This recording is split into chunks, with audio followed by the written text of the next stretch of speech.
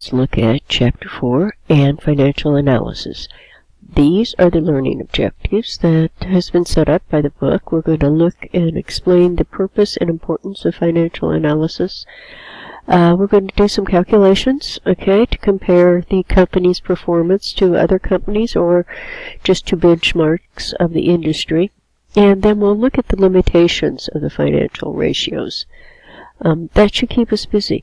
I'm not going to go over specific calculations because the book does an excellent job. It looks at Home Depot and Lowe's and does a wonderful financial analysis, so please read the book. I'm just going to give you an overview on this. The principles, remember the principles in the first chapter?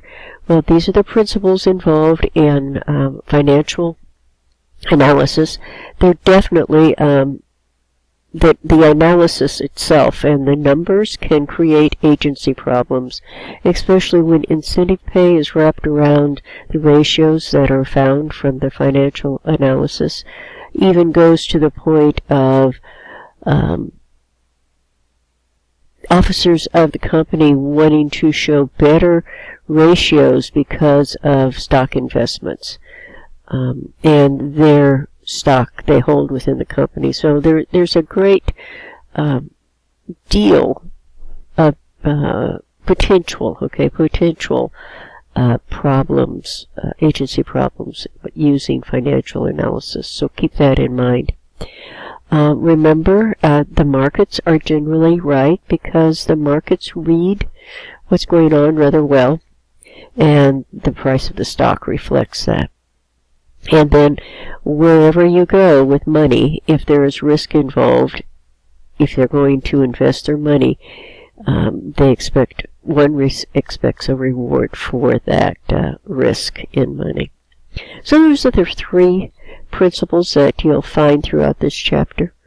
Here are your terms. Now, I'm not going to go through each one, but know what these are or have a general idea of what they do, because they'll be very handy as you start talking to others in the business and start using professional language to discuss finance and to discuss financial analysis and balance sheets and investments. So these are all very important, and each one of these are touched within this lecture, so know what these are. So let's get started. So the purpose of financial analysis is it's a very good way to analyze these financial statements. And you use that by computing ratios, and a ratio is a relationship between two numbers. So the ratio sometimes itself has no meaning without adding the environment that ratio came from within. So you can compare them to previous years, and you can compare them to other firms, or you can actually just look at the industry as an aggregate and see what the industry shows for that ratio. That doesn't necessarily mean your ratio is bad or the company ratio is bad. That's just a starting point. There are many things that affect that ratio that needs to be taken into consideration. So you never want to take a ratio at face value. You always want to investigate and find out what environment created that ratio.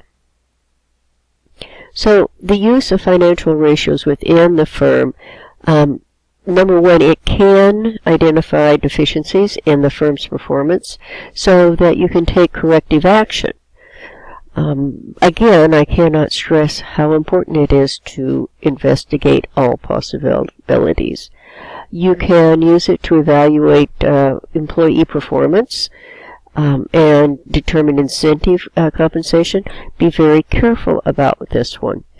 This one can create some accounting shenanigans, especially if large bonuses are attached to ratios within the balance sheet or the income statement. You can compare financial performance to other divisions. And again, we'll keep going back to what environment are they comparable, should they be compared.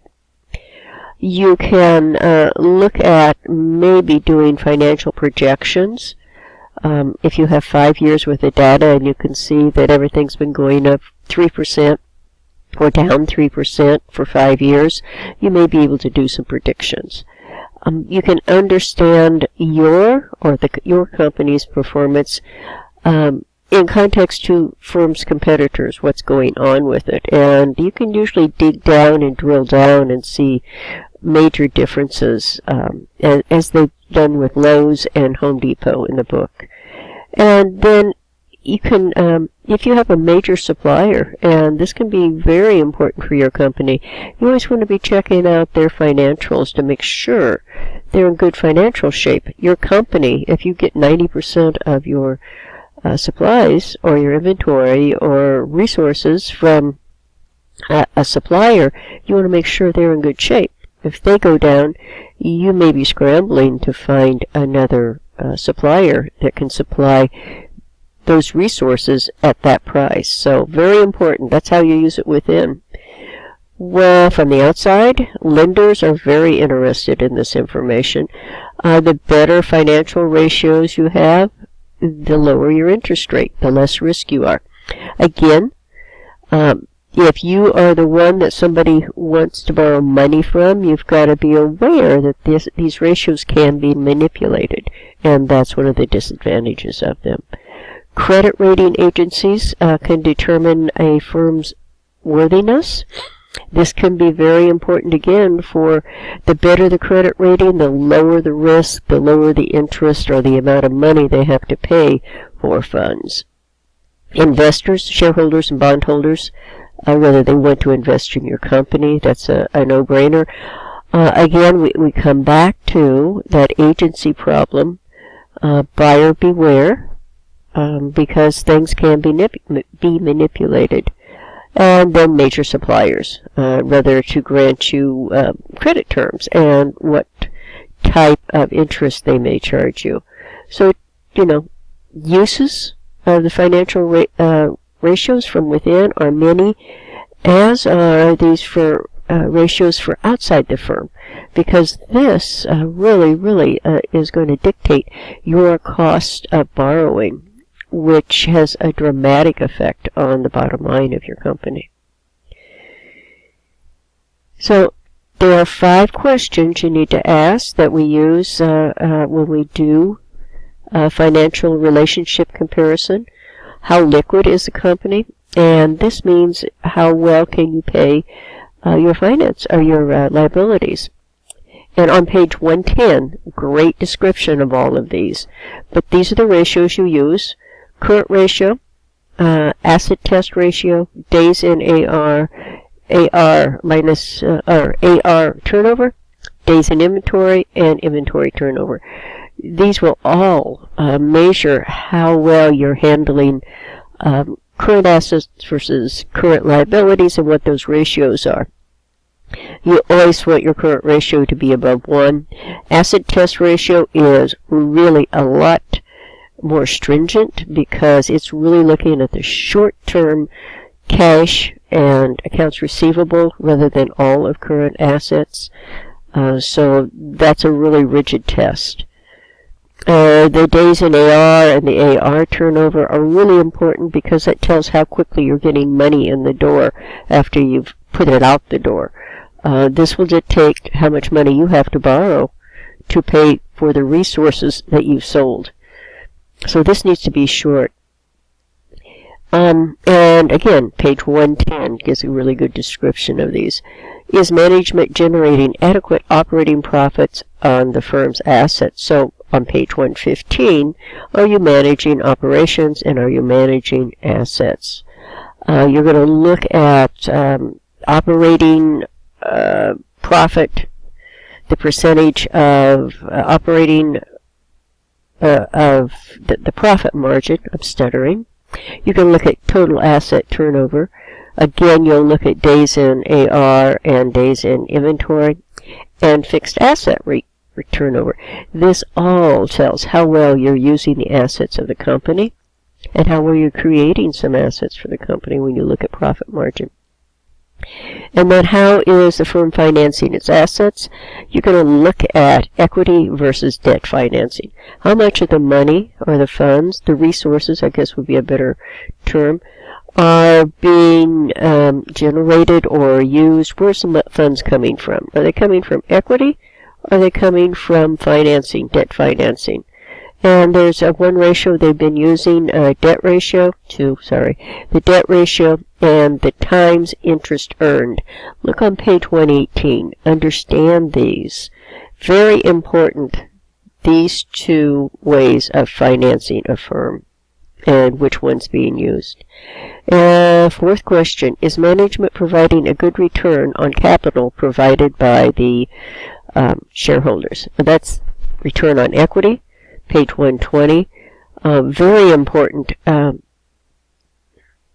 Investors or shareholders really look at this. If they're not getting their required return on equity, whatever that may be, for each investor, they're going to go someplace else to get a better return. So you have to keep on top of this. And then, is the management team creating shareholder value?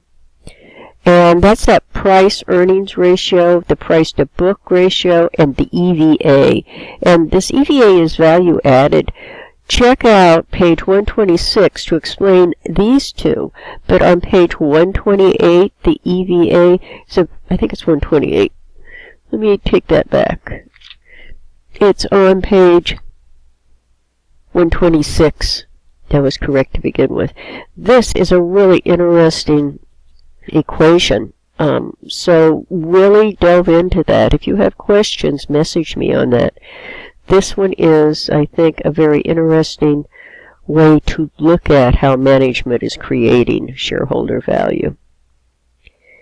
And that takes us to what we call the limitations.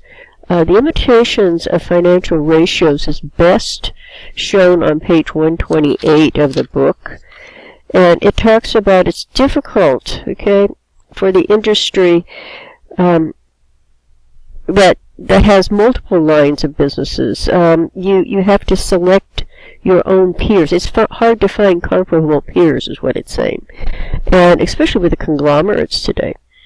And then you compare back and forth. You've got to be very careful about that. You have to be very careful about industry averages. They're only approximations. So don't take those to heart. You know, you really, again, as I've said earlier on, you have to delve into the environment, what created these ratios, and then look at the outer environment as to what created their ratios. And sometimes those industry averages don't provide, you know, a desired target ratio. You don't want to be in with the crowd, and you probably want to be above the crowd. So you have to discern which way you want to go with that. Here is one that is so important. If you've taken Accounting 1, and you know that we can all use different accounting practices to give us different profits. Think of depreciation methods. Think of inventory methods. Think of any method that accounts receivable, trying to determine what are the uncollectibles. All of those are going to affect that profit. And there is a great difference in the way some of these companies figure their estimated accounting practices. So always look into that. If there's a great big difference, it's the large difference between profit and between companies in an industry, go see how they are calculating that income and look at depreciation. Look at collectibles. Look at how they value uncollectibles. Look at how they're keeping track of their inventory. All of those things are so important as you look at that. And keep in mind, a high or low ratio doesn't automatically lead to a specific conclusion, i.e., if you have a very high current ratio, you would think, oh wow, great.